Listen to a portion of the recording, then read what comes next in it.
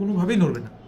তাহলে এটা সিস্ট, এটা আমাদের এই যে হাত যে মুখ পাকাই, এই যে দেখেন আপনার জেলিটা, হ্যাঁ এই যে জেলিটা। আসসালামু আলাইকুম, আমি ডাক্তার খালেদ হাসান মিলু। আমাদের এই যে বাবার একটু হাতটা আগে নেন, হ্যাঁ হাতটা আগে নেন।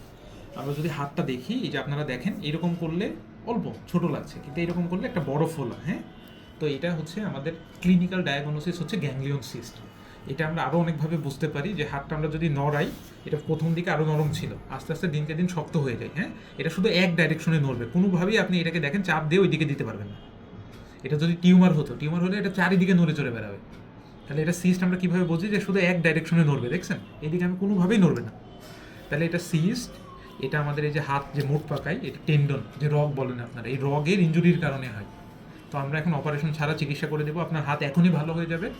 পরবর্তীতে আমরা জেলিটা বের করে ও স্যাকটাকে খাওয়ার জন্য একটা ওষুধ দিয়ে দেবো, হ্যাঁ ঠিক আছে, ব্যথা লাগবে না। হ্যাঁ এবার তাকান আমাদের দিকে, তাকান, দেখেন আপনার হাত নর্মাল, এই দেখেন সব জেলি চলে আসে, হ্যাঁ।